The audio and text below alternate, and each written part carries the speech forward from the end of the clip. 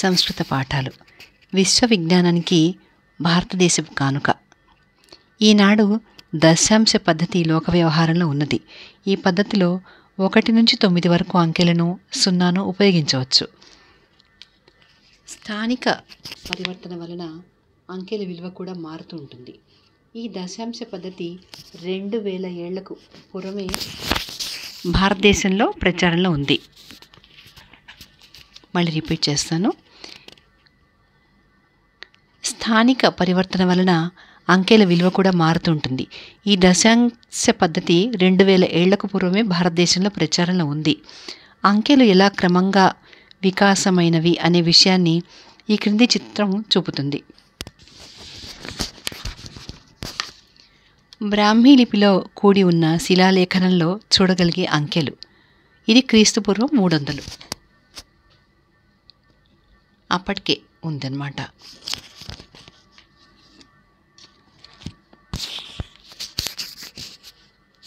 ఇలా చూడండి ఈ చిత్రం.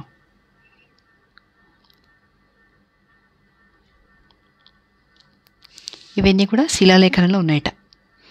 గ్వాలియర్ శిలాలేఖనంలో చూడగలిగే అంకెలు క్రీస్తు 870 ఇవి.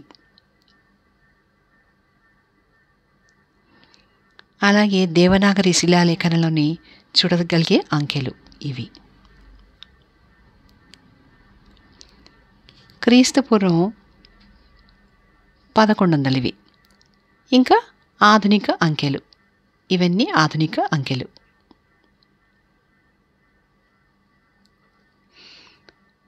తొమ్మిదవ శతాబ్దం వరకు ఈ అంకెల పద్ధతిని వ్రాసే విధానం యూరోపియన్లకు కానీ అరబ్బులకు కానీ తెలీదు. అరబ్ దేశ గణితజ్ఞుడైన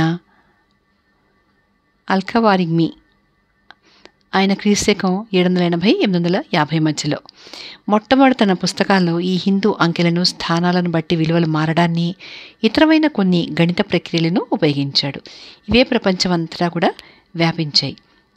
దీన్నే పశ్చిమ యూరోప్లో గణిత శాస్త్ర విప్లవం దీంతోనే ఆరంభమైంది. యూరోప్ ఇతిహాసంలో అతి ప్రాచీనమైన గ్రంథం అంటే కాండెక్స్ విఫ్యులానస్. ఇది ఆల్వల్డో ఆశ్రమానికి సంబంధించిందే ఉంది. ఈ అంకెల గురించి పైన తెలిపిన గ్రంథంలో ఇలా వ్రాసి ఉంది: గణితం యొక్క చిహ్నాలను ఉపయోగించేటప్పుడు ప్రాచీన హిందువుల బుద్ధి అతి తీక్షణంగా వ్యాపకమై ఉంది అని దాన్ని మనం అవశ్యం స్మరణలో ఉంచుకోవాలి.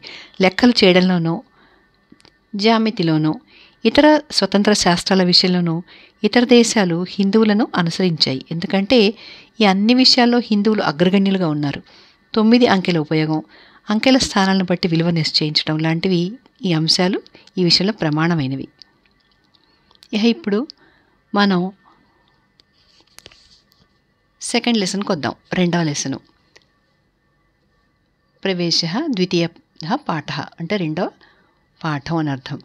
క్షణశః, ఇక్కడ చూడండి, క్షణశః కణశశ్చైవ విద్యామర్థం చ సాధయేత్. ప్రతిక్షణాన్ని సద్వినియోగం చేసుకుంటూ, ప్రతిక్షణాన్ని పోగు చేస్తూ విద్యను, ధనాన్ని సంపాదించాలి అని అర్థం. అంటే టైం వేస్ట్ చేయకూడదు అని అర్థం. ఇప్పుడు భాషాభ్యాసం అంటే మనం నేర్చుకుంటున్నాం అన్నమాట భాష. వర్తమాన కాలం మధ్యమ పురుష. మధ్యమ పురుష అంటే సెకండ్ పర్సన్. వర్తమాన కాలం అంటే ప్రెజెంట్ టెన్స్. త్వం పఠసి, నీవు చదువుతున్నావు. త్వం నమసి, నీవు నమస్కరిస్తున్నావు. త్వం వదసి, నీవు చెబుతున్నావు. త్వం పశ్యసి, నీవు చూస్తున్నావు. త్వం పృచ్ఛసి, నీవు అడుగుతున్నావు. త్వం ధావసి, నీవు పరిగెడుతున్నావు.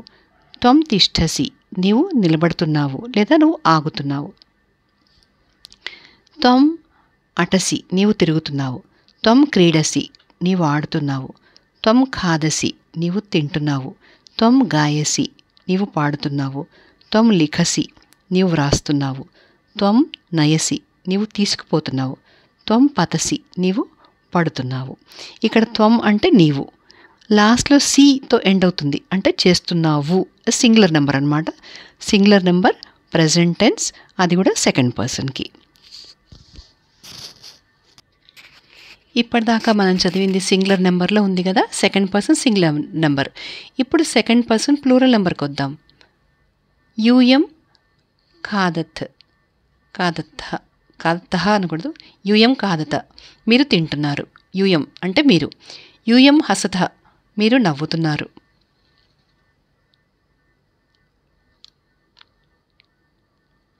యూయం లిఖత మీరు రాస్తున్నారు. యూయం పిబత మీరు తాగుతున్నారు. యూయం పతథ మీరు పడుతున్నారు. యూయం యచ్చత మీరు ఇస్తున్నారు. యూయం నిందత మీరు నిందిస్తున్నారు. యూయం నయథ మీరు తీసుకెళ్తున్నారు.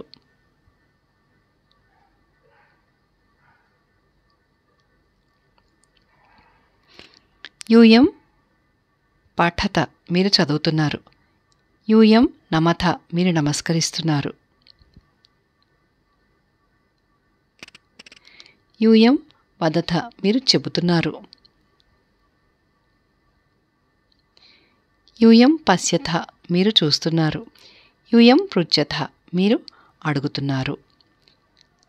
ఇవి బాగా నేర్చుకోండి. చూసి నోట్స్ రాసుకోండి. ఇక్కడ మీకు క్లియర్గా కనిపిస్తుంది కదా, ఇది జాగ్రత్తగా మీరు నోట్స్ రాసుకోండి. లేదా నేను చెప్తున్నది విని కూడా మీరు నోట్స్ రాసుకోవచ్చు. ఇది బాగా ప్రాక్టీస్ చేయాలి.